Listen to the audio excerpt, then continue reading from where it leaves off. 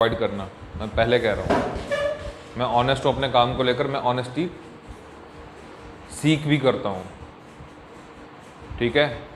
मैं रेसिप्रोसिटी में बिलीव करता हूँ, एक हाथ दे एक हाथ ले।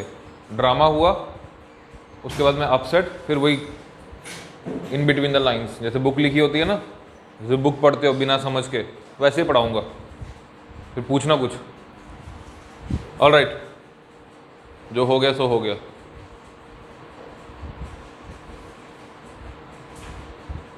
Now we are going to start your international relations. It comes under your GS paper.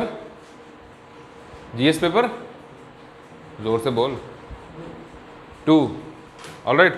In GS paper 2, there is a section about polity, governance. Next, IR. ठीक है। तीनों ही ये टॉपिक जो हैं बहुत ही अच्छे हैं और बेस क्रिएट करते हैं, खासकर इंटरनेशनल रिलेशंस। जिन राइटर्स के मैंने आपको नाम बताए थे उनमें से आज एक का आर्टिकल आया है, पढ़ा किसने हिंदू में? My favourite miss Suhasini Haidar. मुंह क्या देख रहे हो, लिखो, आर्टिकल पढ़ना है। लिखे थे वो, लिस्ट का है जो मैंने आपको दी थी, उसको ना, वो स्टिकी नोट्स होते हैं, देखें कभी? घर पे जाके एक वेस्ट अखबार जो होती है ना, उसको चिपका लो दीवार पे, जहाँ भी रहते हो तुम लोग। तो स्टिकी नोट से जो खोपड़े में आता है ना, उसको वहाँ स्टिक करते जाओ, एक के ऊपर एक के ऊपर एक के ऊपर एक के ऊपर, और उसके रिलेटेड सुबह रोज उठ के उन पूरी अखबार को पढ़ो, पूरा का पूरा कंसेप्ट रिवाइज हो जाएगा। बच्चों की तरह बताना पड़ता है। सो आज ये आर्टिकल आया है सुहासिनी हैदर का। इस आर्टिकल को ध्यान से पढ़ना, बहुत ही प्यारा आर्टिकल है, इनफैक्ट ये बहुत ही अच्छा लिखती है। Next is Nirupama Subramanian, Nirupama Subramanian, yes maybe, यही है नाम उसका, निरुपमा सुब्रमण्यम, वो है। Then every Tuesday, Indian Express, C Raja Mohan, every Tuesday, mention it, every Tuesday. आपने और कुछ पढ़ना या नहीं पढ़ना, इस बंदे की शक्ल यहाँ दिख गई, हर मंगलवार को इनका आर्टिकल आता है इंडियन एक्सप्रेस में, आपको वो पढ़ना ही पढ़ना है। And try to make notes out of it, और इनके आर्टिकल के भी।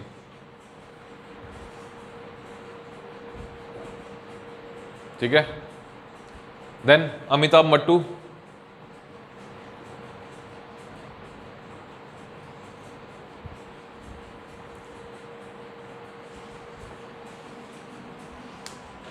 एज सच इंटरनेशनल रिलेशंस के लिए कोई स्पेसिफिक बुक नहीं है। एक बुक है जो हमारे टीचर थे पवनीत सर, पवनीत सिंह, वो बुक आप ले सकते हो। मैंने नहीं पढ़ी है तो मुझे नहीं पता उस बुक में क्या लिखा है, ये क्या है। तो जब मैं पढ़ूंगा, मेरी ख्वाहिश है पढ़ने की, टाइम नहीं मिल रहा है, तो तब तक के लिए मैं नहीं बता सकता आपको। बस मार्केट में वही बुक अवेलेबल है टाटा मैकग्रा हिल की तरफ से। तो बड़े अच्छे टीचर हैं वो, बहुत ही वर्सटाइल हैं, कहते हैं कि एक्स रॉ ऑफिसर हैं, श्योर न्यू में। ठीक है। तो बाकी आपको इंटरनेशनल रिलेशंस में बेसिक्स मैं यहाँ बताऊँगा, बाकी सारा का सारा आपने जो न्यूज़ में आता है, किसी के साथ हमने फ्री ट्रेड एग्रीमेंट साइन कर लिया, किसी के साथ हमने स्ट्रेटेजिक पार्टनरशिप एस्टेब्लिश कर ली, सब बताऊँगा ये क्या होते हैं। ठीक है।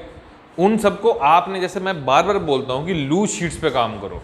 बेसिक्स क्लास में अपग्रेडेशन न्यूज़पेपर से और बीच में अटैच कर दो, ठीक है। और उसको अभी तक वो मत करना, बाइंड मत करवाना, क्योंकि वो बाइंड करवाने वाली चीज़ नहीं है। न्यूज़पेपर कभी ख़त्म नहीं होगा और आपके रिलेशंस कभी ख़त्म नहीं होंगे, वो चलते जाएंगे चलते जाएंगे चलते जाएंगे। अगर आप ऐसा खुद से करते हो तो आपको किसी बुक की ज़रूरत कभी भी नहीं पड़ेगी। समझ आया? और आजकल वैसे भी लोगों ने स्ट्रेटेजी चेंज कर दी है। पहले लोग पर डे का टारगेट रखते थे, फिर कुछ लोग ऐसे होते थे जो मंथली टारगेट रखते थे, एक महीने में मैं 4 बुक्स ख़त्म करूँगा। अब एक और नई डायमेंशन आई है, वीकली टारगेट वाली, एक हफ्ते में मैं ये करूँगा। वो एक लड़की का इंटरव्यू सुन रहा था मैं यूपीएससी का। शी सेड कि मैं नहीं पढ़ती थी वैसे जैसे सब लोग पढ़ते हैं, मैं हफ्ते का टारगेट रखती, जो हुआ हुआ, नहीं हुआ नहीं सही। और वो इंटरव्यू में प्रिपेयर हो रही है। इसलिए अपनी सहूलियत के हिसाब से अरेंज करो अपने आप को, और as soon as possible. As I told you, referral चला गया है पोस्ट का, 220 post are in the line, और मई एंड तक नोटिफिकेशन आने वाला है, उससे पहले भी आ सकता है।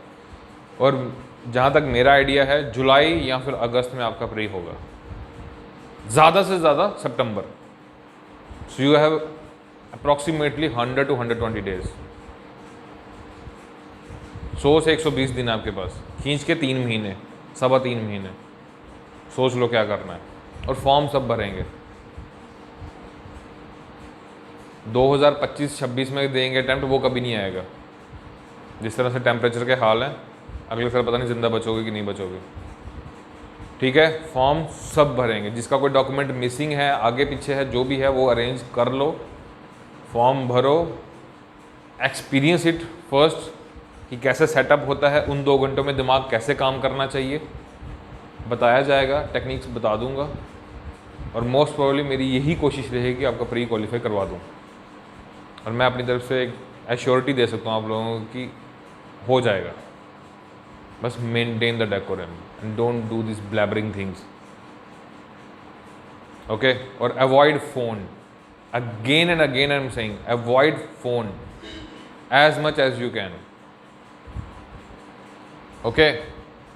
Start making notes, sticky notes चिपकाना शुरू कर दो।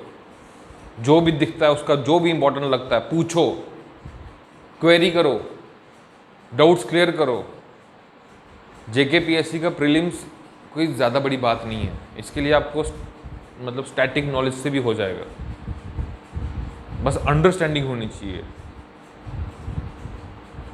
आई put a claim on the question in the JKPSC prelims, that was a question on the soil profile, कि लेयर कौन सी होती है, रेगुलर, ब्लैक सॉइल, ये सब वो सब। आई put a doubt on that question कि ये क्वेश्चन गलत है। Can you feel the confidence? I was not over confident, I was confident कि यार ये क्वेश्चन में कुछ गड़बड़ है, क्योंकि उसमें कुछ भी रिलेटेबल नहीं लग रहा था मेरे को कि जिससे मैं आंसर को कंक्लूड कर सकूं। क्यों ऐसा क्यों नहीं हुआ? क्योंकि मेरे पास कंसेप्चुअल नॉलेज थी, मेरे दिमाग में सॉइल प्रोफाइल का पूरा मैप था खोपड़े में घुसा हुआ कि नहीं इसके अकॉर्डिंग तो यही होता है, एनसीईआरटी में तो ये लिखा है भाई।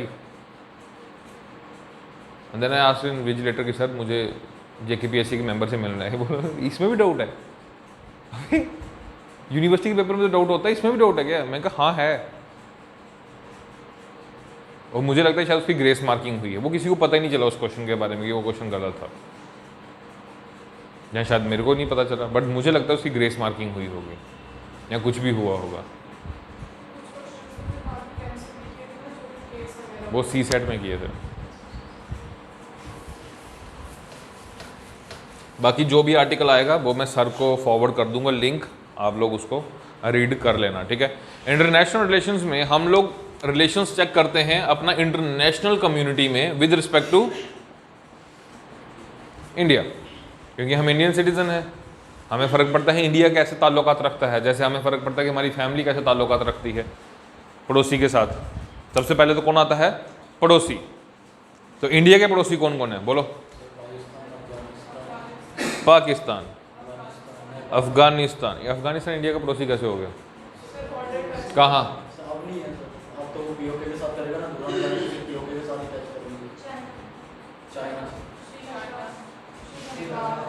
एक एक करके, चाइना, नेपाल, वेरी गुड,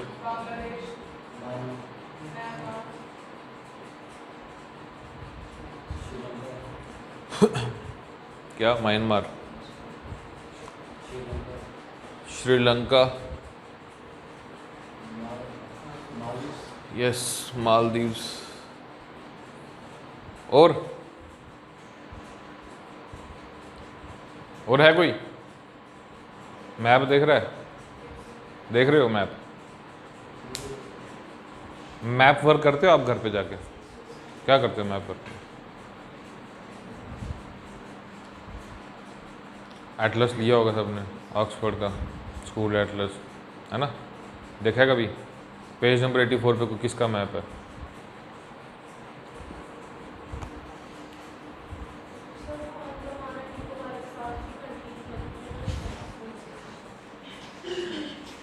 कौन सी वाली?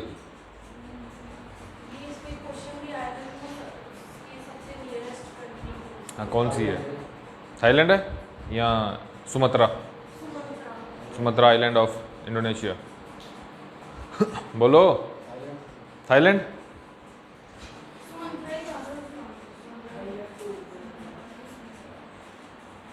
Sumatra. When I went to Port Blair ना, अंडमान, मेरी बड़ी ख्वाहिश थी कि यार मैं अंडमानीज, मतलब वो जो ट्राइबल पीपल उनसे मिलूंगा। वो बोले कि आपके प्लान में ही नहीं है। मैंने से आप कहते नहीं हो पाएगा, 50,000 एक्स्ट्रा लगे। मैंने कहा तेरा दिमाग खराब है, मैं खुद ही बन जाता हूँ, पागल है तू?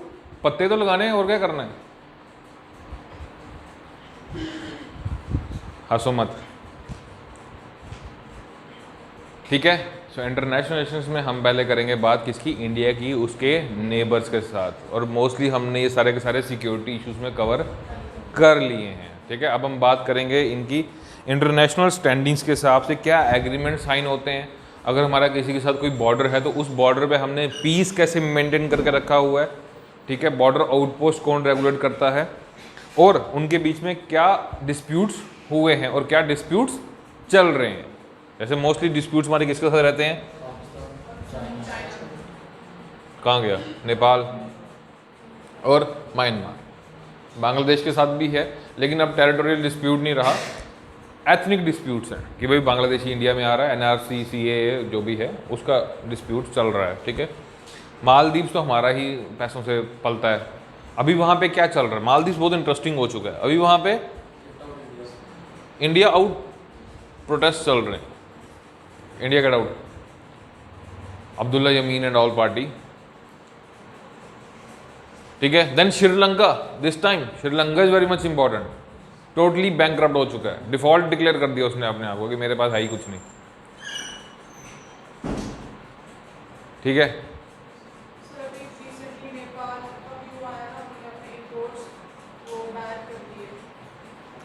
यस देखो, अभी जो नेक्स्ट हमारी अंडरस्टैंडिंग के हिसाब से जो हम लोग डिस्कशन करते हैं ना, जो मतलब ग्रुप में, तो हमारा ये है कि अभी यूनियंस क्रिएट होने जा रही हैं, ठीक है। 5th लेवल ऑफ डेमोक्रेसी आने जा रहा है। अभी तक तो 3 था, 4 था, 3 कौन? 3 है अपनी कंट्री में, central government, state government, local government, then world level पे UN, ठीक है। अब यूनियंस क्रिएट होने जा रही है। जैसे यूरोपियन यूनियन है, वेरियस कंट्रीज का एक अमलगमेशन है, एक यूनियन है, एक मत है उनका, एक करेंसी है। वैसे ही अब क्या होगा, जैसे नेपाल अब गरीब हो रहा है श्रीलंका में भी, उसको इंडिया अपने में सिमुलेट कर ले, अपनी इकोनॉमी सॉरी करेंसी लॉन्च कर दे, तो वो भी एक रुपी जोन बन जाएगा, वहाँ भी रुपी चलेगा, समझ रहे हो? मे बी जो हमारी प्रेडिक्शन है उसके हिसाब से ऐसा ही होगा। रुपये is a payment mechanism, gateway. Yes, it मतलब ये फाइनेंशियल इंक्लूजन में आप इंक्लूड कर सकते हो इस पॉइंट को। पर अगर सोचो करेंसी ही लॉन्च कर दे रुपये वहाँ पे, तो कितना इफेक्ट पड़ जाएगा इसका, समझ रहे हो? नेक्स्ट फिर हम देखते हैं इंडिया, इसको क्या हो गया, इंडिया के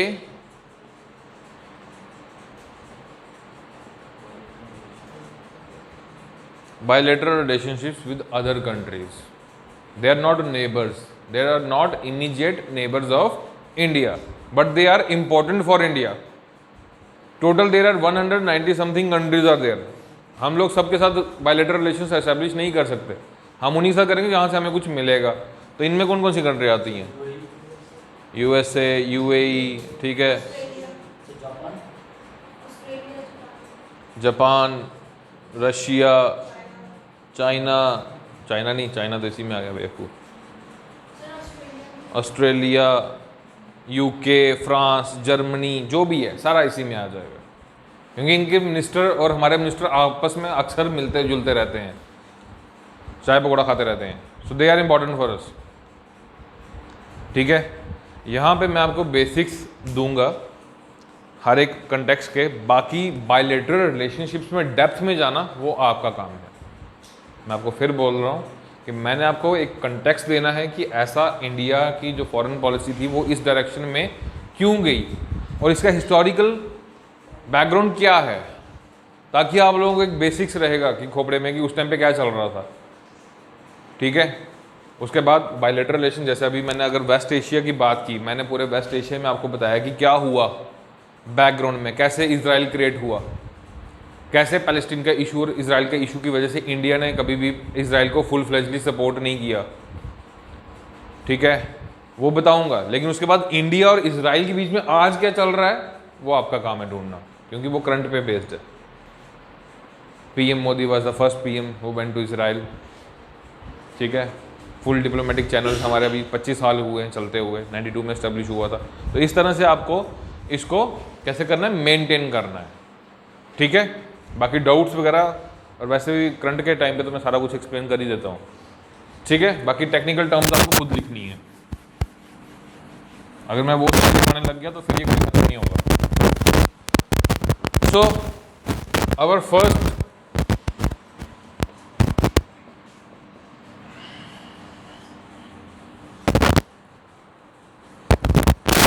वेस्ट एशिया।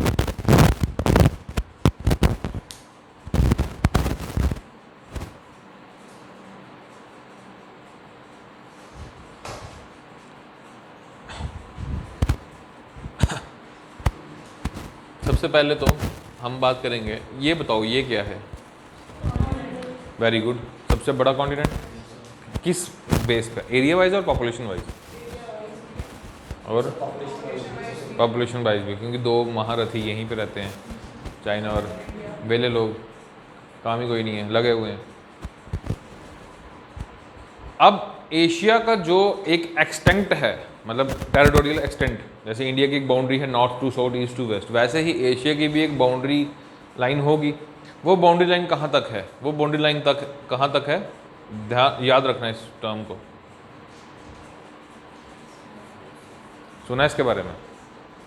सिनाई पेनिनसुला तक आपका क्या आता है, एशिया। सर जी, पेनिनसुला होता है वो बॉडी, वो स्ट्रक्चर जो इस, जिसके इधर भी पानी हो और इधर भी पानी हो। जैसे आपका इंडियन पेनिनसुला, इंडिया है ना ऐसा, इधर बे ऑफ बंगाल, इधर अरेबियन सी। तो यहां तक एशिया की बाउंड्री है, कहां तक, सिनाई पेनिनसुला तक। और सबसे ज्यादा एशिया में कन्फ्लिक्ट्स देखने को मिले हैं किस रीजन में, वेस्ट एशिया में। ओके, अब वेस्ट एशिया में बात किस किस की होती है,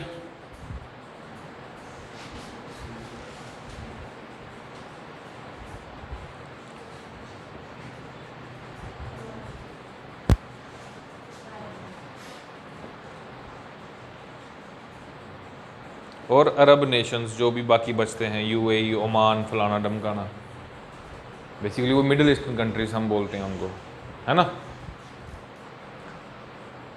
ओके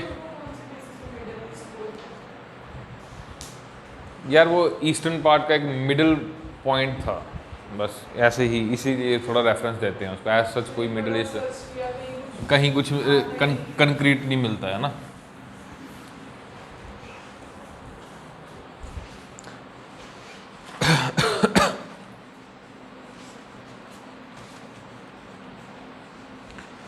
ठीक है,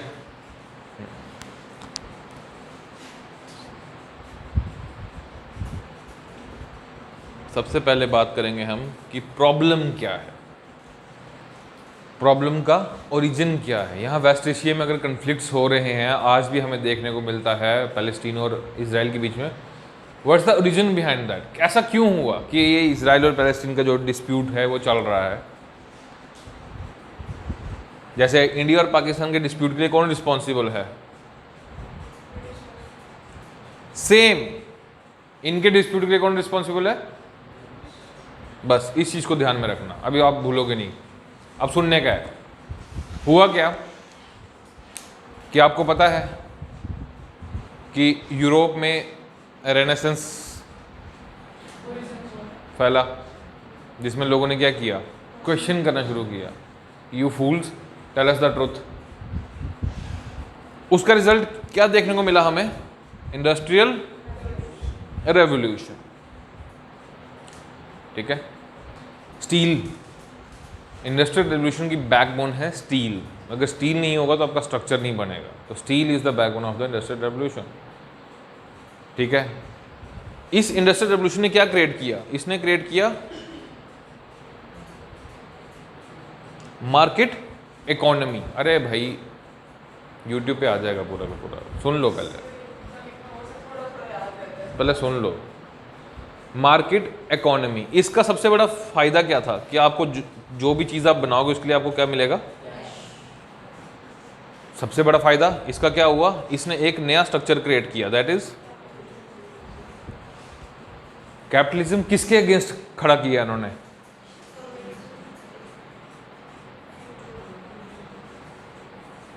feudalism, Jats, the one who own the majority of land. काम कौन करेगा? वो करेगा, बॉन्डेड लेबर टाइप का, सर्फ्स। ओके, उसमें क्या होता था? वो जो प्रोड्यूस करेगा वो उसके घर लेके जाएगा। इन्होंने उस प्रोड्यूस को सीधा कहाँ पे पहुंचाना शुरू कर दिया? मार्केट में। उसके बदले उसको क्या मिलने लग गया? कैश। जब मिलने लग गया तो ये स्ट्रक्चर वीक हो गया। जैसे ये स्ट्रक्चर वीक हुआ फ्यूडलिज्म का, लॉर्ड्स नाइट्स वाला सिस्टम खत्म हो गया कि मेरा कोई ऊपर माई बाप भी है। देन पीपल वर फ्री, दिन में कुछ टाइम वो फ्री रहने लगे। उसके बाद इन्होंने क्या किया? कैश को एक्यूमुलेट करना शुरू किया, जोड़ा।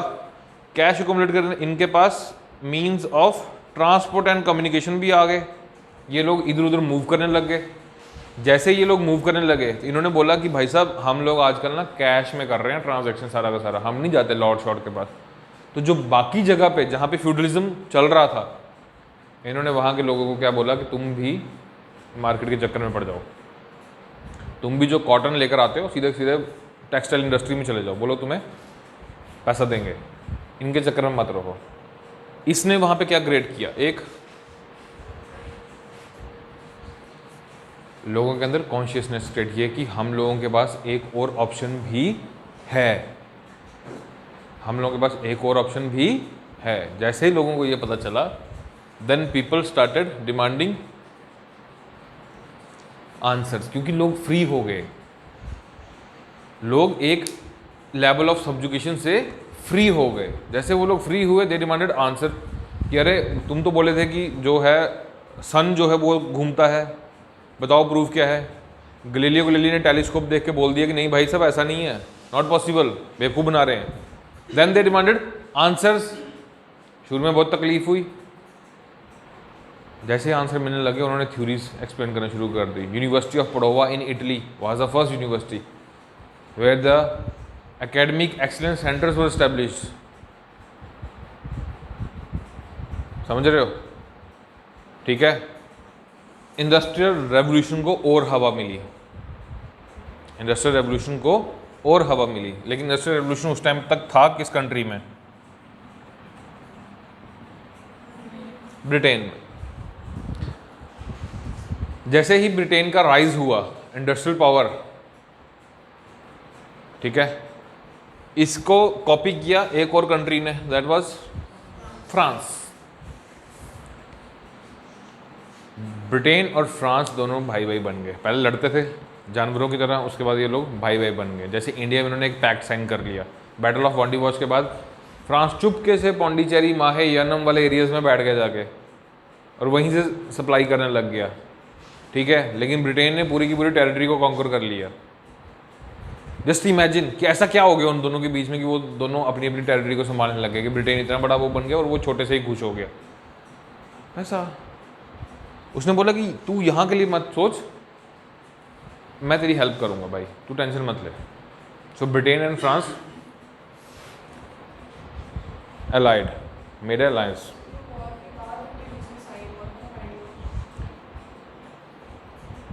ठीक है, बट एक और कंट्री थी जिसको सुपर पावर बनने का शौक था, मतलब इंडस्ट्रियल रेवोल्यूशन करने का शौक था, दैट वाज जर्मनी।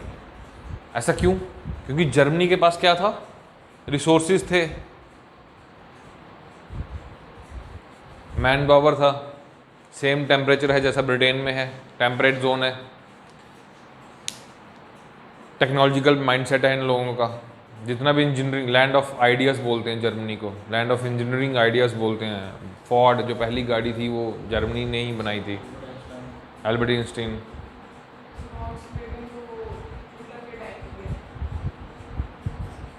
फोर्ड भी। ओके, देन इसने बोला कि मैं भी इंडस्ट्रियल रेवोल्यूशन करूंगा भाई। अब इंडस्ट्रियल रेवोल्यूशन करने के लिए चाहिए क्या? सबसे बड़ी बात, ऑयल। क्या चाहिए? तेल।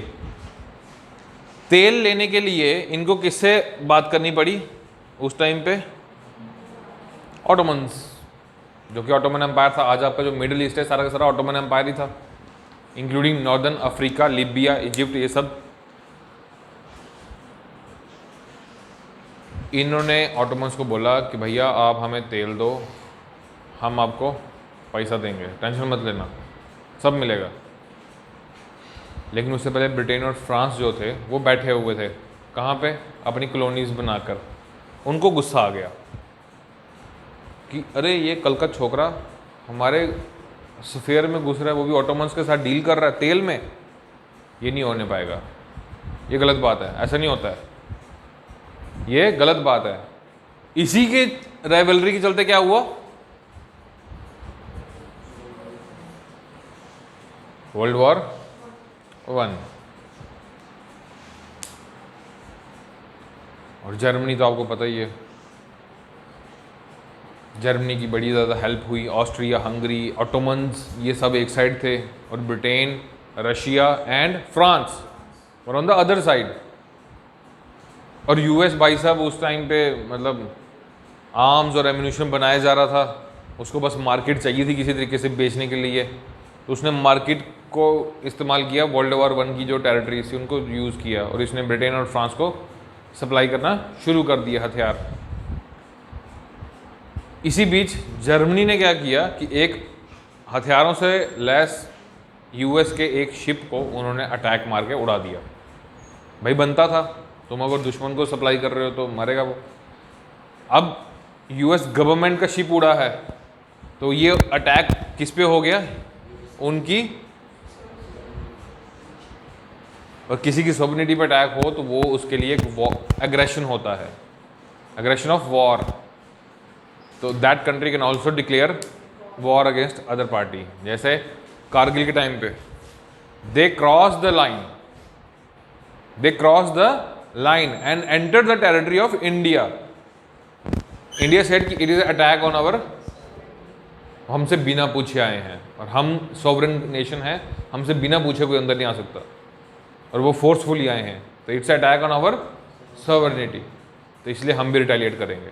सेम US कि it's an attack on our sovereignty, तो US entered the war and concluded the war, ख़त्म किया उसने लड़ाई को। ठीक है, लड़ाई ख़त्म होने के बाद ऑस्ट्रिया हंगरियन एम्पायर भी टूटा, कंट्रीज़ बनी, और जर्मनी पे ट्रीटी ऑफ वर्सलिस के तहत काफ़ी स्ट्रिक्ट रिस्ट्रिक्शंस लगाए गए कि भाई तू अब अपनी प्रोडक्शन जो है वो कम करेगा, फैक्ट्री प्रोडक्शन। क्यों? क्योंकि उसको इंडस्ट्रियल रेवोल्यूशन होने से रोकना था। दूसरा, तेरे ट्रूप्स जो हैं वो कम रहेंगे, तू ज़्यादा ट्रूप्स नहीं रख पाएगा, तुझे अगर कोई भी ट्रीटी साइन करनी है तो हमसे पूछेगा। ठीक है,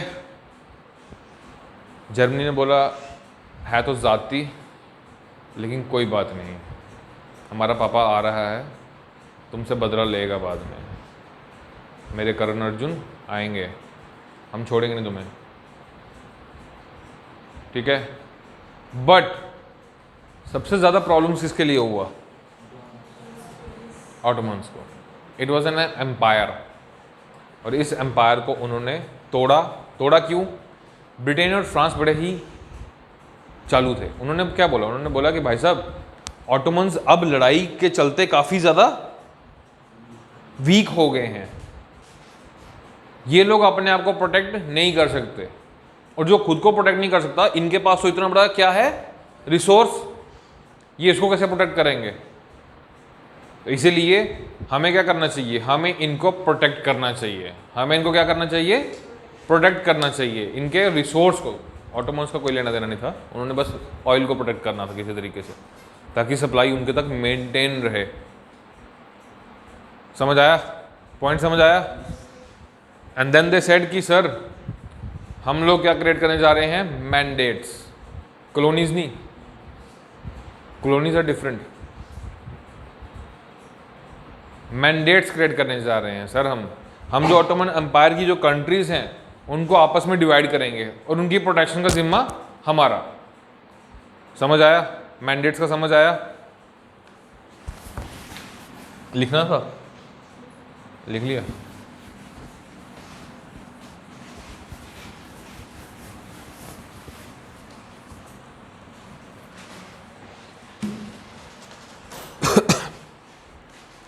So they created mandates.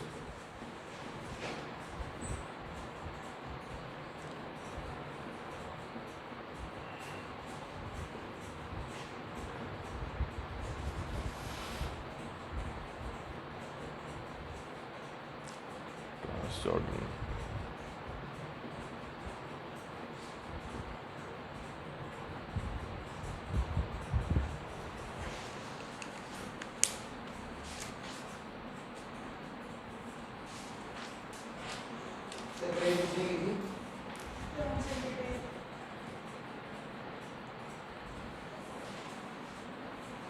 Yes, Transjordan, Palestine and Iraq went to Britain and Syria and Lebanon went to France. ठीक है, इन्होंने बोला कि भाई साहब इन सब के पास क्या है, तेल है, और ये लोग उसको प्रोटेक्ट नहीं कर सकते क्योंकि इनके पास अब कैपेबिलिटी ही नहीं बची, और जर्मनी को तो हमने ख़त्म कर ही दिया है। तो इनको बचाने का जिम्मा हमारा, इनको प्रोटेक्शन देने का जिम्मा हमारा, हम इनको क्या करेंगे, प्रोटेक्ट करेंगे। Colonial structure is different. वहाँ पे ये लोग जाके क्या करते थे, रूल करते थे, अपनी गवर्नमेंट एस्टेब्लिश करते थे। ठीक है, समझ रहे हो? लेकिन यहाँ पे इन्होंने सिर्फ प्रोटेक्शन का जिम्मा ले रखा था, बाकी कुछ नहीं। क्लियर? पॉइंट क्लियर हुआ? तो they created mandates in order to protect oil. ठीक है, क्योंकि उन्होंने बोला कि ऑटोमन्स जो हैं वो अब इस काबिल नहीं रहे। Who was the last caliph? Baghdad. कौन बगदाद? अबू बकर अल बगदादी शायद। ISIS का वो पीटेंगे तेरे को पेपर में। अब्दुल मजिद सेकंड।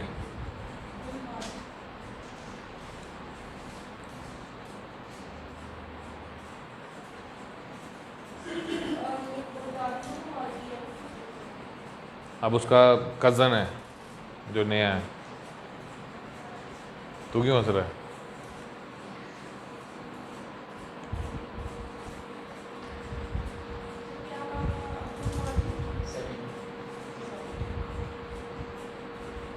जिसके लिए इंडिया में खिलाफत मूवमेंट चली थी। Okay, now see these mandates ये कैसे क्रिएट हुए? आफ्टर वर्ल्ड वॉर 1 जो US का प्रेसिडेंट था, क्या नाम था इसका,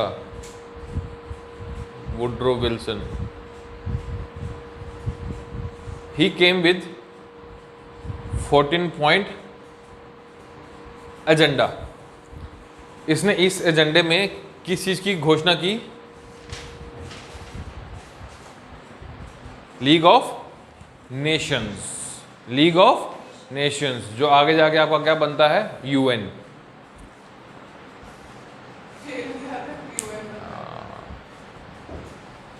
इसने बोला कि लीग ऑफ नेशंस बनाएंगे, उसमें सब देशों को अधिकार होगा, वो लोग आके यहाँ कुर्सी लगा के बैठेंगे, चाय पकौड़ा खाएंगे, और हम लोग वर्ल्ड वॉर 2 होने से रोकेंगे।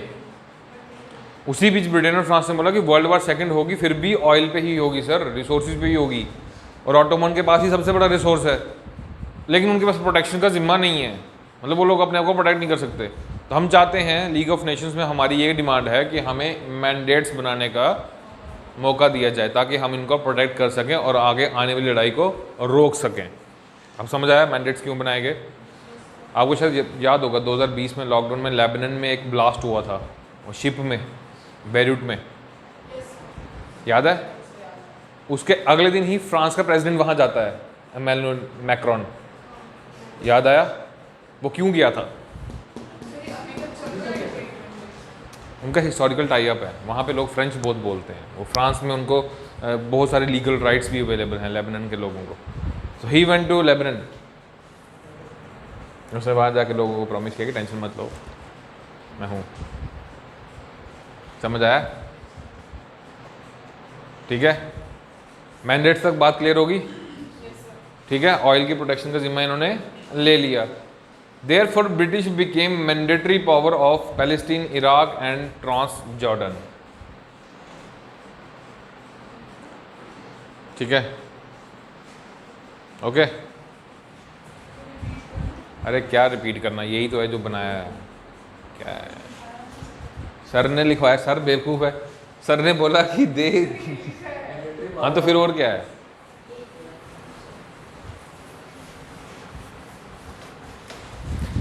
ठीक है, नाउ सी, इंडस्ट्रियल रेवोल्यूशन का सबसे बड़ा इफेक्ट क्या देखने को मिला हमें? इंडस्ट्रियल रेवोल्यूशन के बाद क्या लोगों में पैदा हुआ?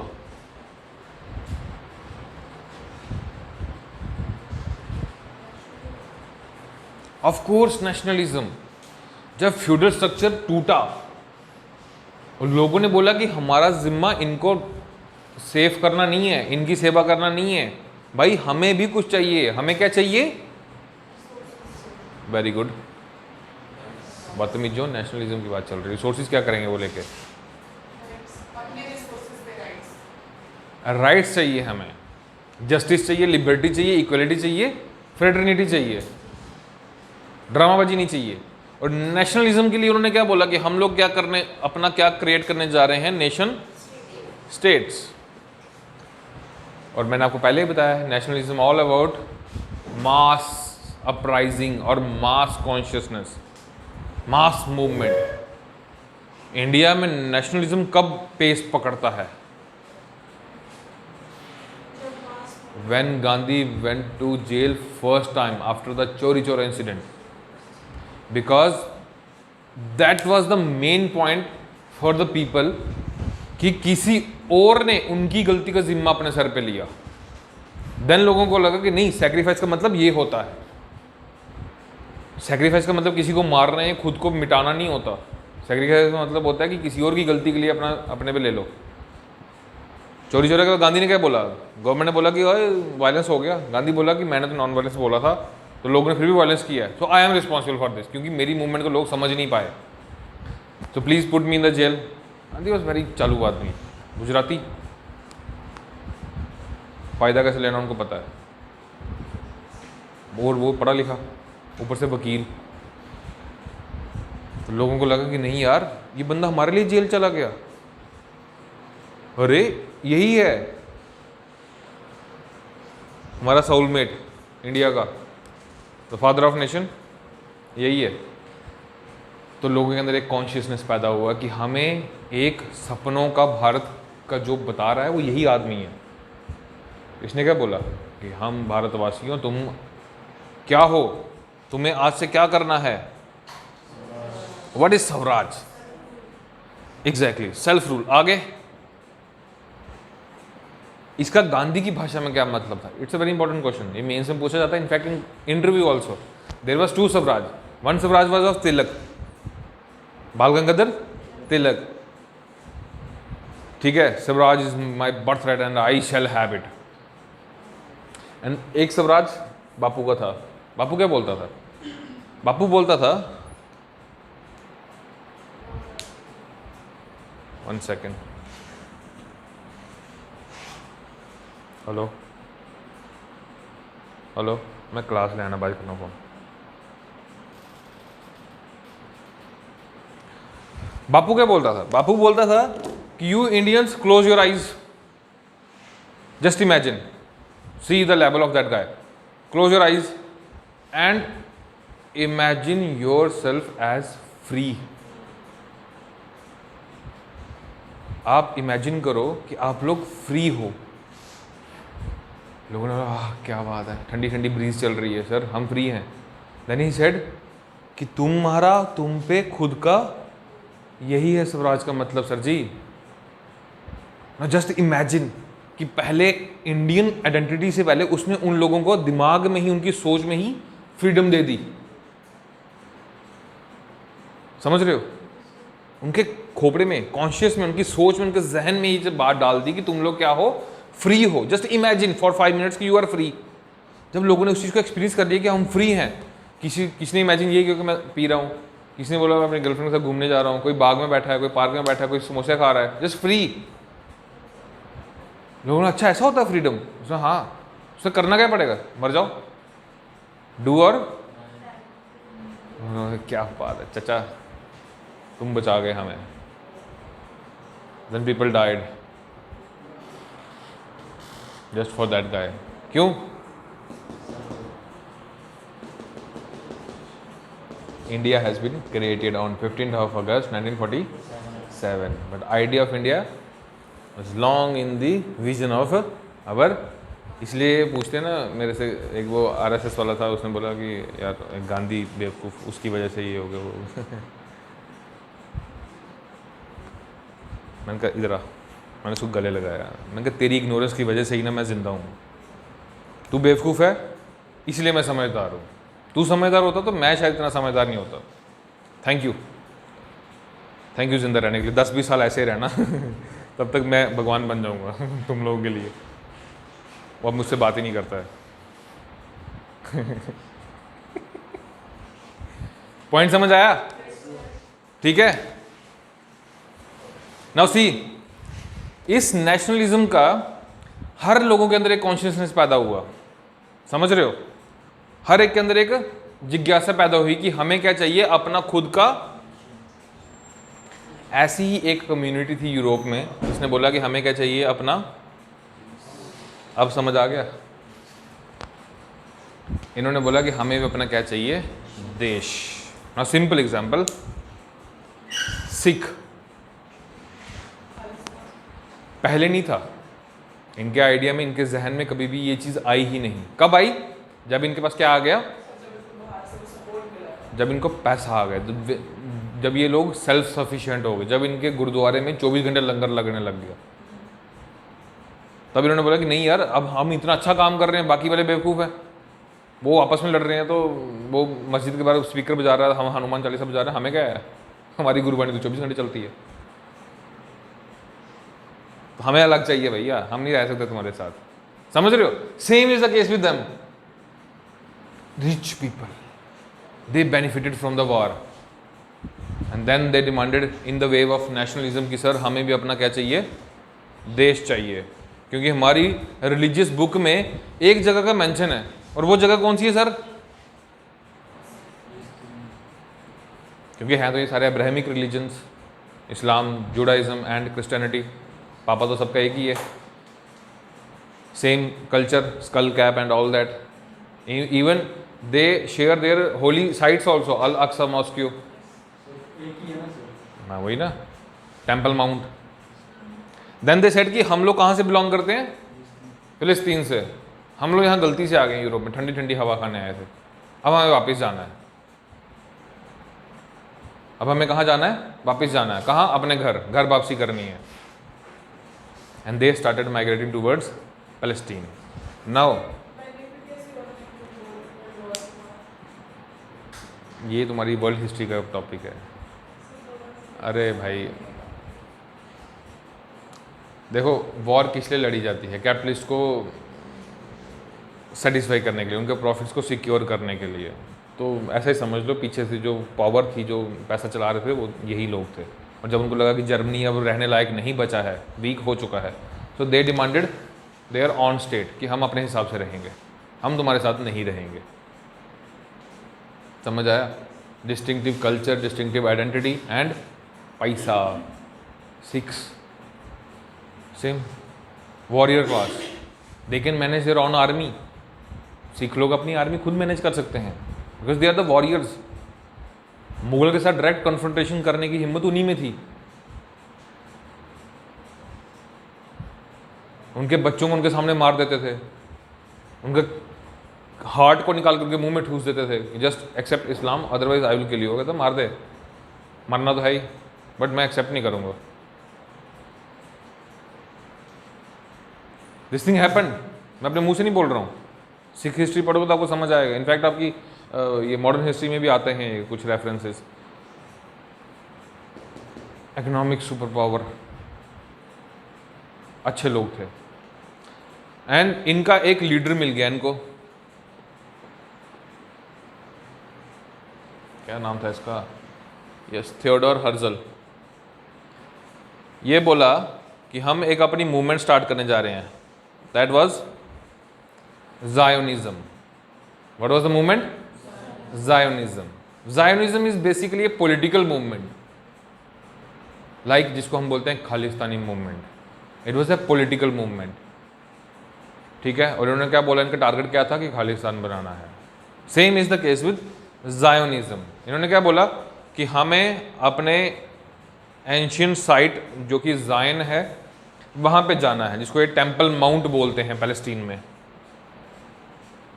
हमें कहाँ जाना है, अपने टेम्पल माउंट पे जाना है, हमें वहाँ पे घर बनाना है। Why this consciousness raised? Because of, okay, ठीक है,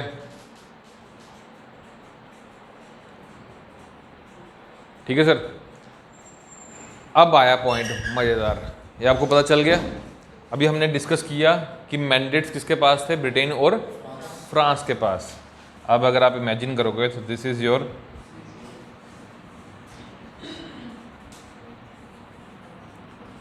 जॉर्डन का है, जॉर्डन इसके आसपास ये कहीं नहीं, जॉर्डन ये आ गया आपका आज का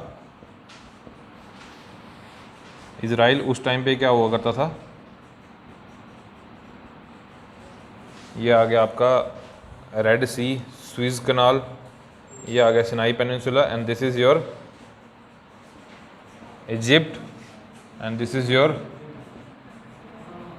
Iraq, okay, and this is your, here is your Jordan, I guess, yes, Jordan, Transjordan। हाँ ये है ना सुएज कनाल, रेड सी वाली।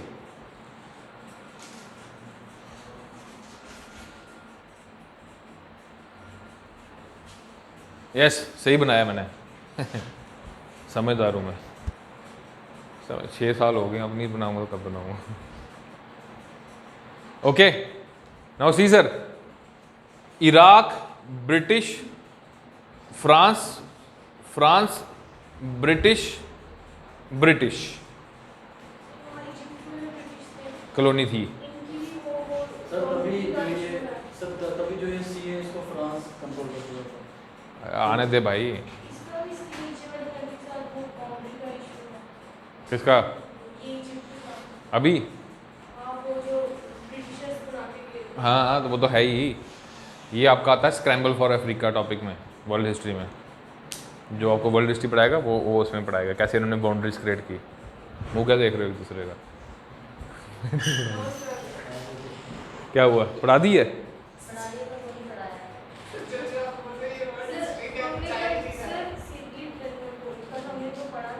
ऑफ द रिकॉर्ड, बाद में बोलना, अभी नहीं, अभी टाइम है, आधा घंटा पड़ा है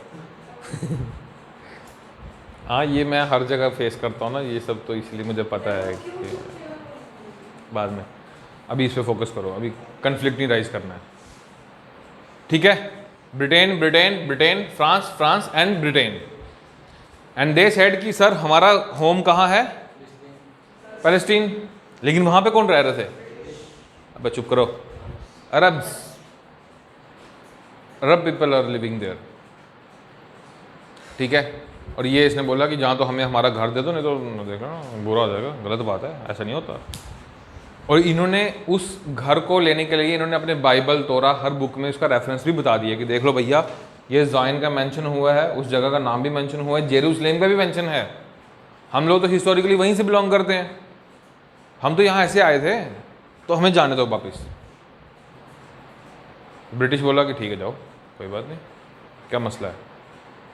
इसने बोला कि एक काम करते हैं, हम सारे इकट्ठे नहीं जाएंगे, सबसे पहले हम में से जो रिच पीपल हैं वो जाएंगे, वहाँ का आर्टिकल 370 तोड़ेंगे और वहाँ पे ज़मीनें खरीदेंगे।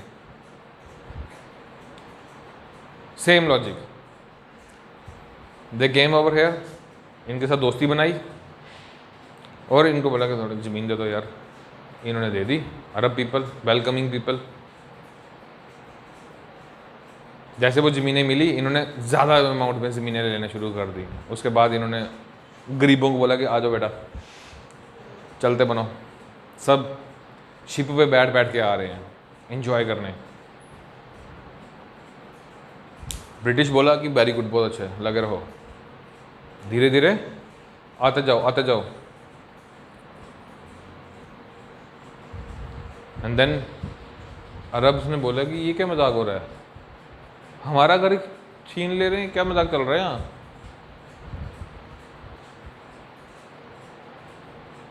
तब ब्रिटिश ने क्या बोला, जब इन पे प्रेशर बना, क्योंकि ब्रिटिश के पास उस चीज़ का मैंडेट था, उनको प्रोटेक्ट करने का जिम्मा था, और ये प्रोटेक्शन कहाँ हो रही है, तो उनकी राइट्स पे वो ज़बरदस्ती चल रही है। Then British said to Israelis, sorry Jews, कि भाई साहब बंद करो ये तमाशा, आप लोग यहाँ डायरेक्ट पैलेस्टीन में नहीं आ सकते। उन्होंने बोला अब क्या करें, उसने बोला ठीक है, ये है ना अपने पास, आप यहाँ आ जाओ, यहाँ से पैदल चलो, यहाँ आ जाओ, डायरेक्ट मत आओ, यहाँ आ जाओ, यहाँ से पैदल चलो, यहाँ आ जाओ, घूम फिर के आ जाओ, लेकिन डायरेक्ट मत आओ। डायरेक्ट आओगे तो मेरे पे सवाल उठेगा। जहाँ यहाँ लैंड करो लेबनान में, यहाँ से आ जाओ, यहाँ लैंड करो, यहाँ से आ जाओ, वो नहीं मैं रोकूंगा, लेकिन डायरेक्ट आओगे तो मैं मेरे को प्रॉब्लम हो जाएगा, मैं नहीं घुसने दूंगा फिर। ये बोला ठीक है कोई बात नहीं। ऐसे इन्होंने इस लैंड को कैप्चर किया। पॉइंट समझ आया? ठीक है। इनका यही ड्रामा चलता रहा कब तक, 1939 तक, 1920 से 1921 के बाद। ठीक है, पॉइंट क्लियर हो गया? लिखोगे? लिखो फटाफट, fast. When industrial revolution was going on, come on fast. Industrial revolution was, IR लिखना। Industrial revolution was going on, there was rise of nation states because of nationalism.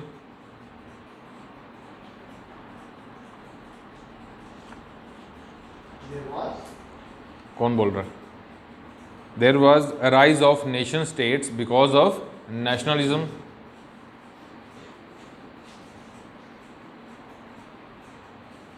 Jews, a race of people, Jews, a race of people living in entire Europe,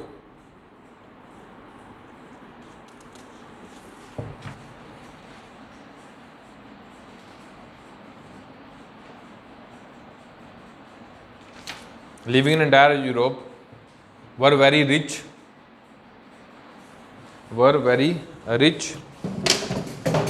They got excited by the idea of nationalism.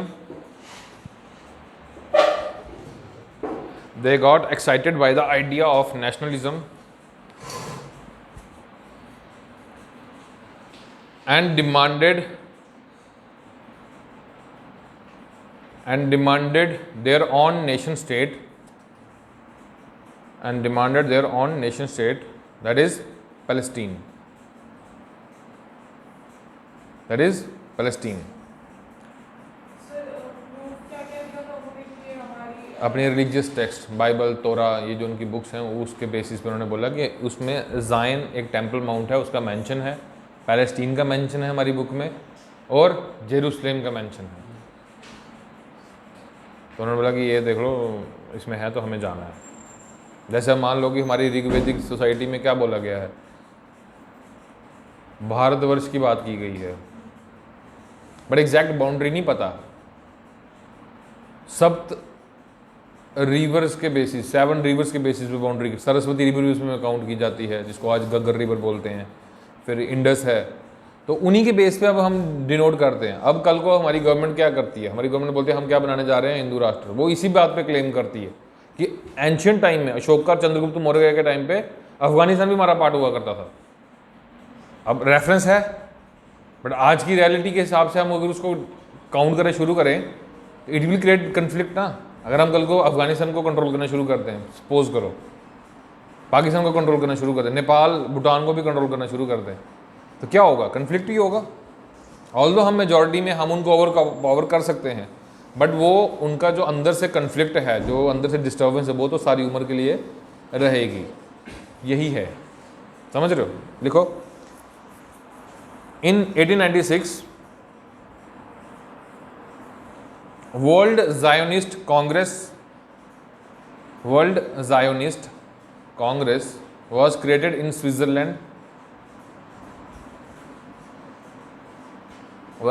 Switzerland by Theodor Herzl।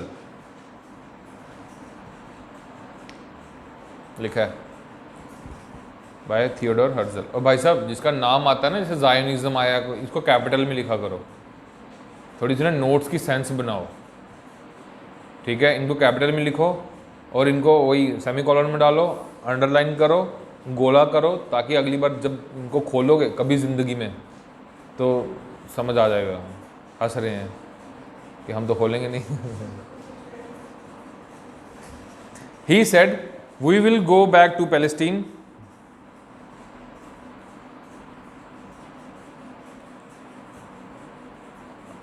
and for that he started a movement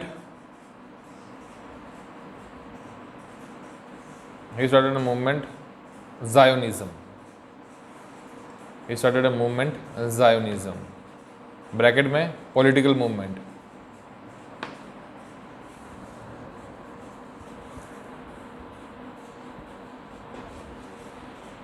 Zion Temple Mount in Palestine।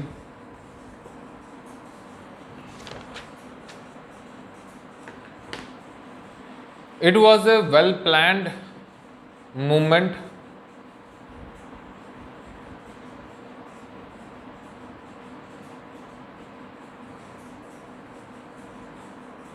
according to which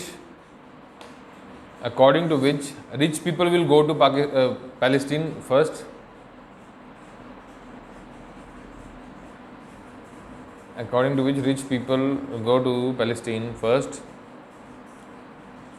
to buy land from Arab Palestinian people।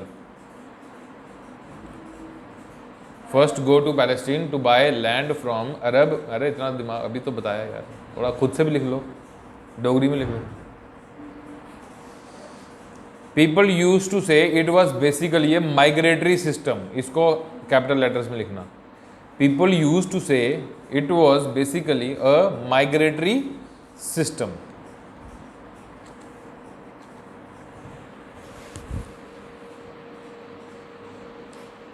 Okay. Next, in 1920, when World War I ended,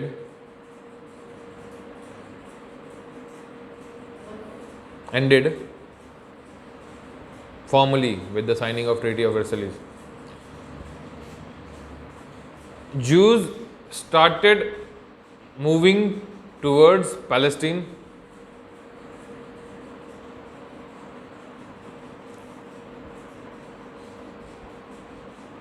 But Palestine was the mandate of British.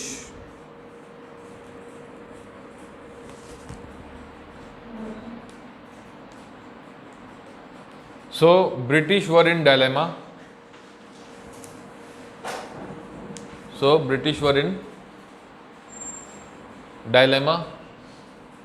That whom to stop.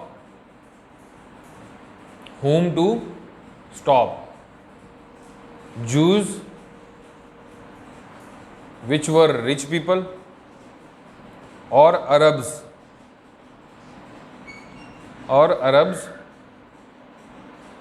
which were the true residents of the land.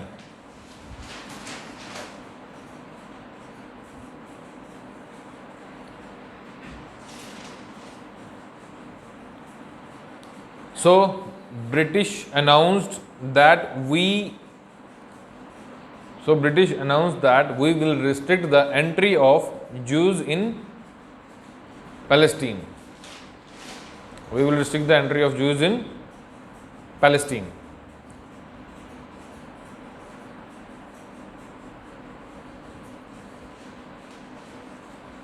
British told them to illegally enter into Palestine from their British told them to illegally enter into Palestine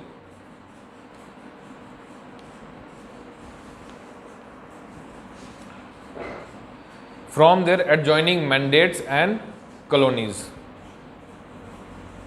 वो जो map बताया मैंने आपको, ठीक है, कि भाई तुम सीधे मत आ जाओ, इलीगली आ जाओ, इलीगली माइग्रेंट बन जाओ, बाकी बाद में देखेंगे, ठीक है। देन 1920 से लेके 1939 तक ये लोगों का मूवमेंट चलता ही रहा, थोड़े थोड़े करके ये लोग आने लगे, ठीक है। इसी बीच 1919 में ट्रीटी ऑफ वर्सलीज के तहत जर्मनी पे काफ़ी ज़्यादा हार्ड रिस्ट्रिक्शंस लगा दी गई, जिसकी वजह से जर्मनी की इकॉनमी काफ़ी ज़्यादा ठप कर गई। और 1921 में लास्ट ऑटोमन एम्पायर का जो कैलिफ था वो भी ख़त्म, ऑटोमन की टेरिटरीज को इन्होंने कैप्चर कर लिया, टर्की एक अलग देश बन गया जिसमें मुस्तफ़ा कमल पाशा जो नेक्स्ट लीडर डिक्लेयर हुआ टर्की का, उसने आते क्या बोला, सेकुलरिज्म बंद करो ड्रामा, कोई हिजाब शिजाब नहीं होगा यहाँ पे, घूमो जैसे घूमना है, एंजॉय करो। उसने डेमोक्रेसी को प्रमोट किया। आज टर्की देखो, बड़ा मन करता है मेरा टर्की जाने का कसम से। मैंने तो एडमिशन भी ले लिया था वहाँ पे यूनिवर्सिटी में, घर वालों ने नहीं जाने दिया। सीरियसली आई लव टर्की, बहुत अच्छा कल्चर है उनका। आ रहा है ना,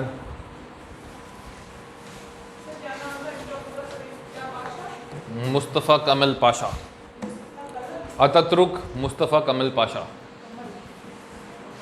कमाल, it's not Kamal, Kamal BJP no, KEMAL Kemal, Mustafa कमाल पाशा, अतातुर्क मुस्तफ़ा कमाल। इसके कोट्स पढ़ना कभी, बहुत अच्छे कोट्स हैं इसके। ब्लू आइज, ट्रू कॉकेशियन बंदा था ये।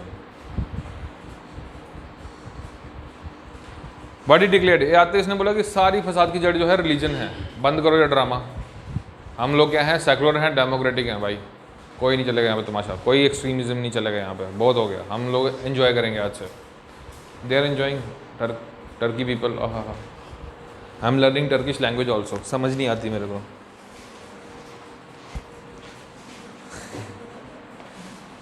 एक ही तो ज़िंदगी है यार, भाषा ही नहीं सीखी तो फिर क्या फ़ायदा। ओके, सो 1920 से लेके 1939 तक अरब्स और जूस जो थोड़े थोड़े वहाँ माइग्रेट कर रहे थे, इनके बीच में थोड़ा छोटी खिटपिट चल रही थी।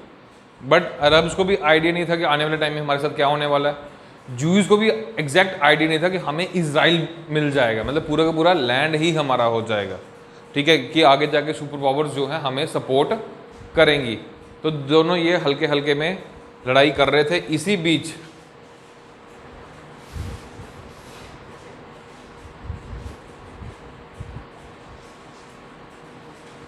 ग्रेट डिप्रेशन हो गया, किधर, यूएस में, ठीक है। इसकी वजह से सारी की सारी वर्ल्ड इकोनॉमीज में फ़र्क पड़ गया। क्यों? क्योंकि लीग ऑफ नेशंस बनने के बाद सारी इकोनॉमीज किस पे डिपेंडेंट थी, यूएस पे। तो ग्रेट डिप्रेशन आने के बाद इकोनॉमी ध्वस्त, ठीक है, अनएम्प्लॉयमेंट पीक पे, इन्फ्लेशन पीक पे, डिमांड है ही नहीं, जो आज की कंडीशन है वैसा ही सिचुएशन चल रही थी। आज की सिचुएशन को हम स्टैगफ्लेशन बोल सकते हैं। फिर रिसेशन आता है, बट डिप्रेशन बहुत देर के बाद आता है। डिप्रेशन होता है एक्सट्रीम फॉर्म, अब इसका कोई इलाज नहीं है। It was the failure of the philosophy of free market.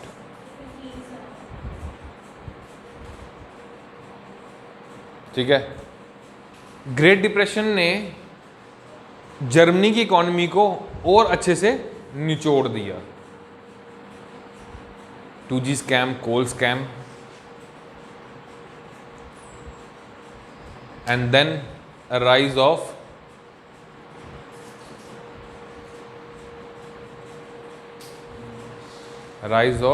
Leader,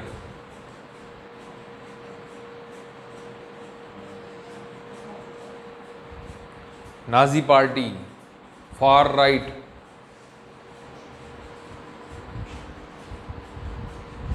and they said कि जितनी भी फसाद की जड़ है वो सारी की सारी कौन है? क्यों? As I told you, they were very rich people, they were very rich people.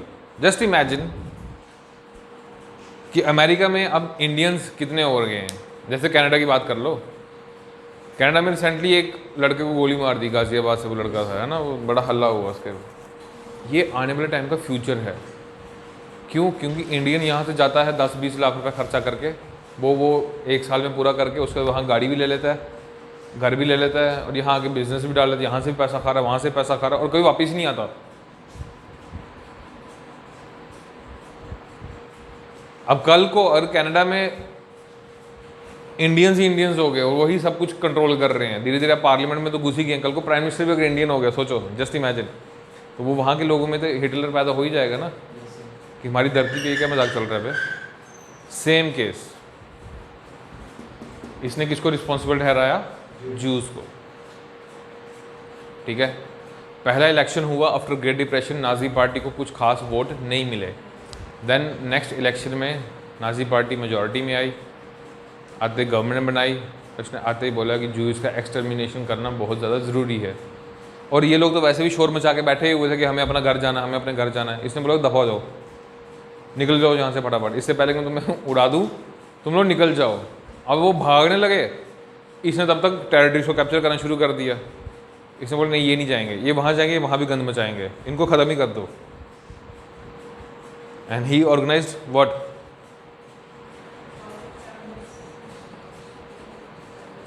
Holocaust.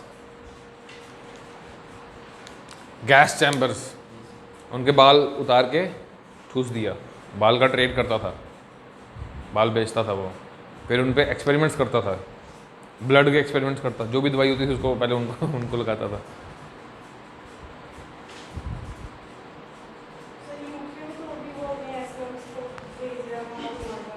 कहाँ पे? रवांडा में आज पड़ी न्यूज़, तो इलीगल माइग्रेंट्स हैं वो।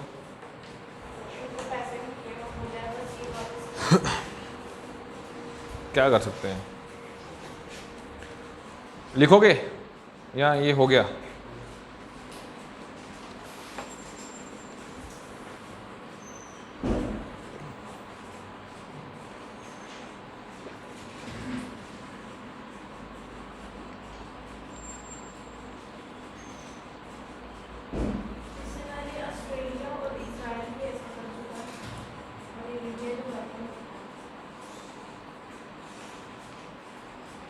क्या? इससे पहले सिर्फ ये ऑस्ट्रेलिया और ये इजराइल भी ऐसा कर चुका है, जो भी ये नहीं कर रहा है अपने एस्लम्स अपने जो इलीगल माइग्रेंट्स उसमें एस्लम्स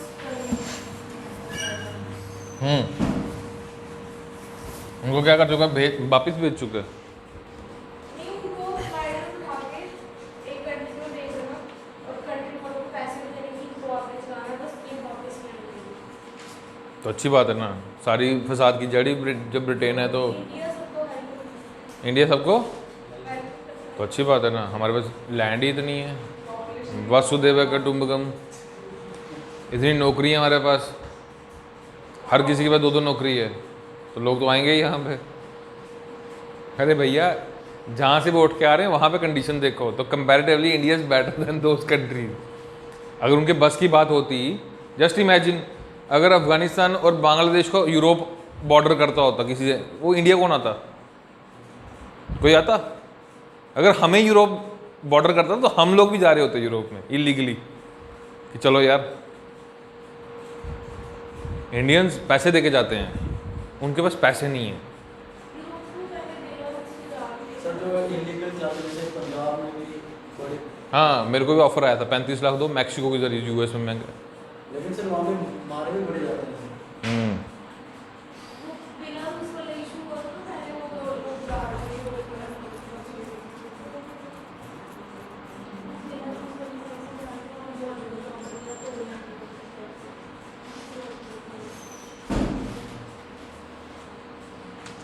ओके, देन 1939 तक हिटलर राइज कर चुका था।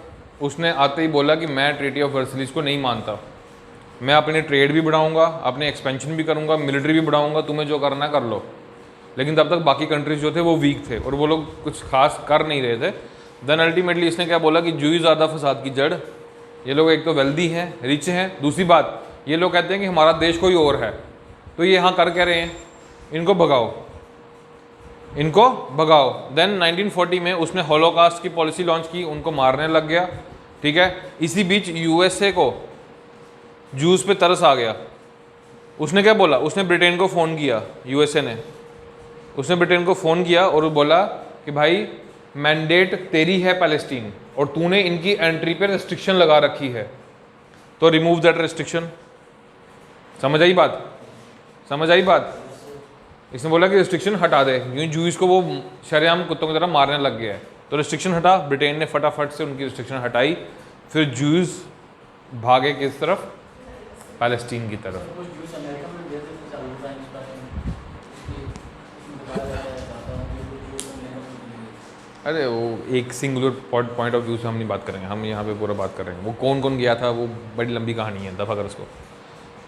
अगर वो गया था तो इसलिए यूएस के पास न्यूक्लियर पावर है, नहीं गया होता तो जर्मनी के पास होती है, क्योंकि वो जू था। अगर हिटलर जू से प्यार करता तो आज वर्ल्ड का फेस कुछ और ही होता, फिर वो अटैक हिरोशिमा नागासाकी को छोड़ के न्यूयॉर्क पे होता। ओके, अब इनकी रिस्ट्रिक्शन हटा दी गई, अब पैलेस्टीन में ये लोग भागने लग गए, जो उससे बच के, हिटलर से बच के, ठीक है। देन 1945 में क्या हुआ, वर्ल्ड वॉर सेकेंड खत्म हुई। 3 पावर निकल के आई, ब्रिटेन, यूएसए, रशिया। जर्मनी फिर पिट गया। ये थोड़ा सा स्ट्रॉन्ग था, ये हल्का सा वीक था, ये तो टोटली वीक था, ये तो पूरे तरीके से ही ख़त्म हो चुका था। जैसे ये ख़त्म हुआ तो जो इसका कॉलोनियल स्ट्रक्चर था, जहाँ जहाँ इसकी कॉलोनीज थी, वहाँ वहाँ पे क्या डिमांड उठी, और इसको अब मजबूरी में इंडिपेंडेंस उनको देनी ही पड़ी, ठीक है। ओके, इसकी आइडियोलॉजी थी और इसकी, इनकी नेक्स्ट आइडियोलॉजी की वजह से क्या हुआ, कोल्ड वार स्टार्ट हो गया।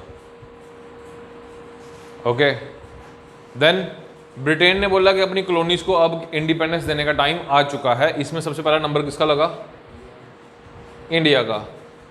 ब्रिटेन बहुत खुश था इंडिया को इंडिपेंडेंस देगी, क्योंकि अब वहाँ पे एक रिस्पॉन्सिबल पीपल आ चुके थे पावर लेने के लिए, ट्रांजिशन करने के लिए वो लोग अब रेडी थे, क्योंकि जो स्ट्रक्चर उन्होंने क्रिएट किया था उसको कंटिन्यू करने के लिए एक फोर्स तैयार हो चुकी थी in the face of Congress. पढ़े लिखे लोग थे, ठीक है, उनको समझ आ गया था कि सेकुलरिज्म, डेमोक्रेसी कैसे काम करती है, पार्लियामेंट क्या होता है। Then India was created, but Britain के सामने एक सबसे बड़ा इशू जो था वो किसका आ गया था, पैलेस्टीन का, कि यार इसका क्या करें। अरब्स भी हैं, जूस को भी भेजना पड़ गया हमें हॉलोकास्ट की वजह से, अब पैलेस्टीन का हम क्या करें, इसका आगे सोल्यूशन क्या होगा। समझ आया, लिखोगे या हो गया।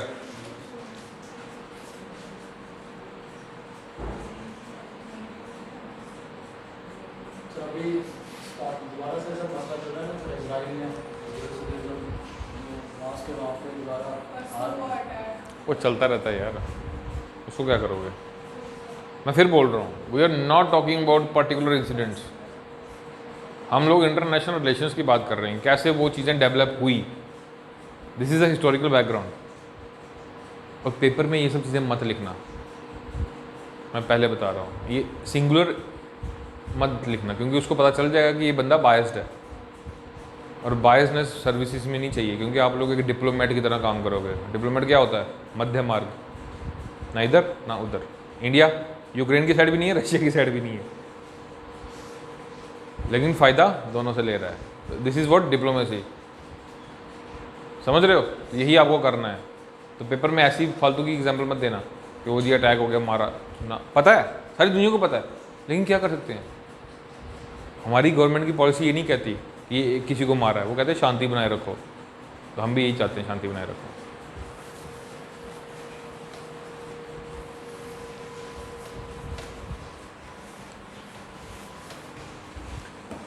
Then after World War II, League of Nations became UN, United Nations। तब ब्रिटेन ने क्या बोला, ब्रिटेन ने बोला कि भाई साहब अब ये मसला जो है मेरे हाथ से बाहर है, मैं ऑलरेडी वीक हो चुका हूँ, हर एक कंट्री इंडिपेंडेंस मांग रहा है, तो ये पैलेस्टीन का जो पंगा है ना सर, वो मैं किसको देता हूँ अब, UN को देता हूँ, UN संभालेगा अब इसको, अब मैं नहीं संभालूंगा। समझ आ गया पॉइंट सर, आपको समझ आ रहा है? ओके ठीक है। इसने वर्ल्ड वॉर सेकंड ख़त्म होते ही इसने अपनी पल्ला झाड़ लिया और बोल दिया कि भाई अब तुम संभालो, UN को ये मसला दे दिया। क्लियर? UN ने क्या किया, UN हर काम के लिए क्या क्रिएट करता है, एक कमेटी। यही तो है डिप्लोमेसी। हम डायरेक्ट किसी के कंक्लूजन पे नहीं पहुंचते। जैसे दिल्ली गैंग रेप, सबने बोला कि रेपिस्ट को फांसी होनी चाहिए। भाई हम डेमोक्रेसी हैं और डेमोक्रेसी बात करती है कंसल्टेशन की, कि लोगों से कंसल्ट करके क्या वो पॉलिसी हमारे डेमोक्रेटिक स्ट्रक्चर के लिए अच्छी है कि नहीं है। समझ आया? तो उसके बाद एक कमेटी बनाएगी, उस कमेटी ने जो रिकमेंडेशन दिया उसमें बहुत अच्छी अच्छी बातें बोली गई कि विक्टिम की आइडेंटिटी छुपाई जाएगी, लड़की की आइडेंटिटी छुपाई जाएगी, उसका नाम नहीं ले सकते, उसके फ़ोटो नहीं पब्लिश कर सकते आप लोग, ठीक है। और अगर ज़्यादा ड्रास्टिक हुआ है तो उसको डेथ पेनल्टी दी जाएगी, फास्ट ट्रैक वो होगा। तो ये सब चीज़ें हुई। Then Kathua rape case happened, under 10 लड़की, ह्यू एंड क्राई, हल्ला हो गया। Then immediately union cabinet promulgated an ordinance and declare death penalty for the rape of a child. हुआ ना? उसके बाद पॉक्सो एक्ट में इसको इंक्लूड कर दिया कि भाई अंडर 10 के बीच में जिसका बच्ची का रेप करोगे उसको डेथ पेनल्टी दी जाएगी। क्यों? क्योंकि लोगों ने डिमांड किया। अब यहाँ पे भी इशू है, दोनों तरफ के मत जानना जरूरी है, तो इसलिए क्या बनाओ, कमेटी बनाओ भैया, ताकि जूस की भी बात सुनी जाए, अरब्स की भी बात सुनी जाए, ठीक है। उसके बाद देखते हैं कि क्या करना है, क्योंकि UN कभी भी वॉर डिक्लेयर नहीं करता, वो डिप्लोमेसी की बात करता है कि बातचीत से मसला हल हो जाना चाहिए। And then UN created UNSCOP,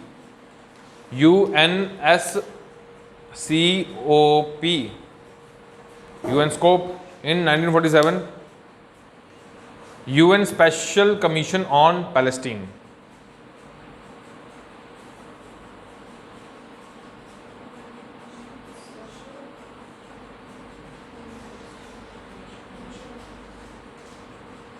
ठीक है, UN special commission on Palestine. India was the member, India was one of the member out of 11 members. Total 11 members थे, उनमें से इंडिया भी एक मेंबर था, क्योंकि इंडिया को तब तक आज़ादी मिल चुकी थी, ठीक है। इसको क्या बोला गया था इस कमेटी को? इस कमेटी को ये बोला गया था कि भाई तुम लोग जो है फ्यूचर डिसाइड नहीं करोगे, तुम बस हमें क्या पॉइंट्स बताओगे, किसके आगे रखोगे वो पॉइंट्स को, UN जनरल असेंबली के आगे, ठीक है। और UN जनरल असेंबली जो उस पर वोट करेगी मेजॉरिटी, वैसा ही हम डिसाइड करेंगे। देन सो 2 व्यूज़ इमर्ज्ड, मतलब दो रास्ते इनके द्वारा बताए गए कि हम इस इशू को 2 तरीके से सॉल्व कर सकते हैं। पहला रास्ता था कि 2 नेशन थ्योरी, एक स्टेट किसके लिए बनाया जाए, जूस के लिए, और एक अरब्स के लिए, इनको डिवाइड कर दिया जाए, ठीक है। इनको क्या कर दिया जाए, डिवाइड कर दिया जाए। Palestine belongs to Arab but Jews also have valid claims, so to accommodate both of them, partition of Palestine. समझ आया? अरे पार्टीशन ऑफ पैलेस्टीन अनाउंस किया इन्होंने, पहला step, 1 for Arab and 1 for Jews. Second view, दूसरा view क्या कहता था? वो कहता था कि पैलेस्टीन सिर्फ और सिर्फ अरब्स को बिलोंग करता है, अगर जूस को वहाँ रहना है तो ये लोग एक यूनिफाइड गवर्नमेंट बना सकते हैं और इंटीग्रेशन में उनके साथ रह सकते हैं। इस व्यू को रिजेक्ट कर दिया गया, इस व्यू को रिजेक्ट कर दिया गया, क्योंकि नवंबर 1947 में जब जनरल असेंबली में ये दोनों के दोनों व्यूज़ गए तो मेजॉरिटी ने टू नेशन थ्योरी को सपोर्ट किया, स्पेशली यूएस ने टू नेशन थ्योरी को सपोर्ट किया और इंडिया ने सपोर्ट किया दूसरे वाले को, सेकंड वाले को। ठीक है, इस बात पे ध्यान रखना, इट्स वेरी इंपॉर्टेंट पॉइंट। ठीक है, लिखो assembly started discussion on two ideas, that is partition and federal. Federal federal होता है दोनों तरफ का। ठीक है, partition was favoured by majority of the countries,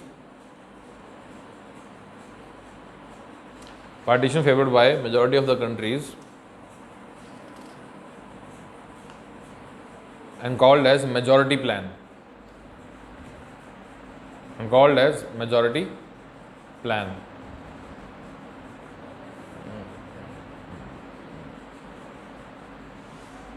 Another view, federal view, was favored by minority of countries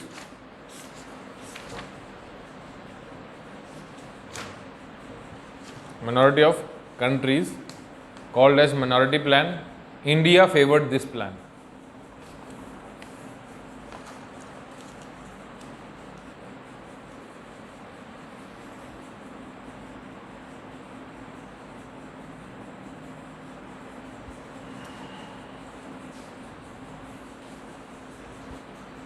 ठीक है, and then voting happen and majority plan von.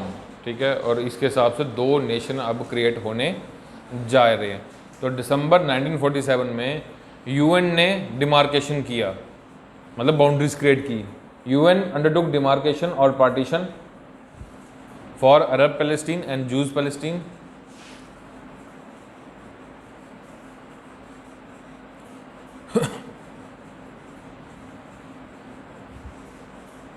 But some territory had to be given to Egypt and Jordan also.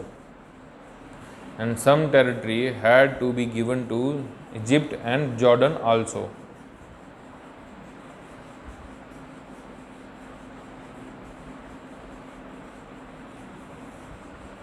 And after partition announced,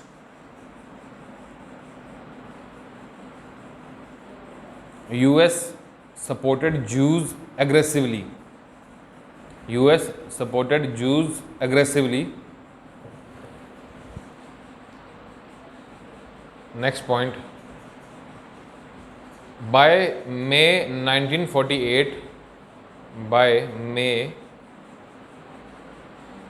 1948, Jewish Palestine, that is state of Israel, was created. Jewish Palestine, that is state of Israel. State of Israel को semicolon में underline, state of Israel was created. But no support was given to Arab Palestine. But no support was given to Arab Palestine.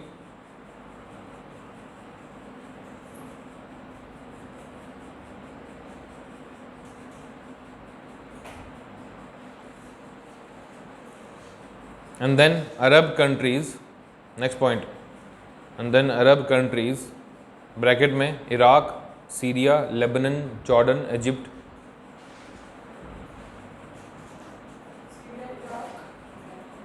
Lebanon, Egypt, Jordan, then Arab countries got angry and attacked Israel.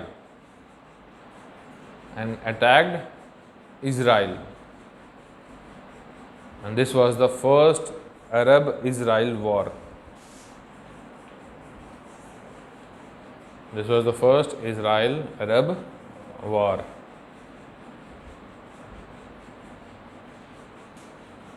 In which Israel became victorious. In which Israel became victorious. ठीक है, समझ आ गया?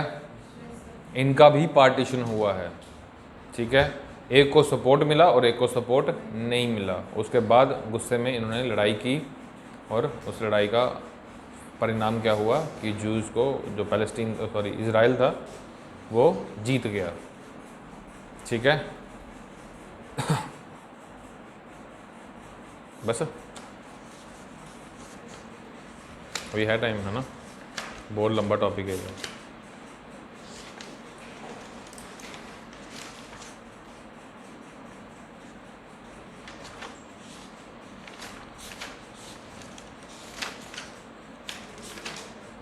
कल ख़त्म करेंगे इसको। Thank you so much.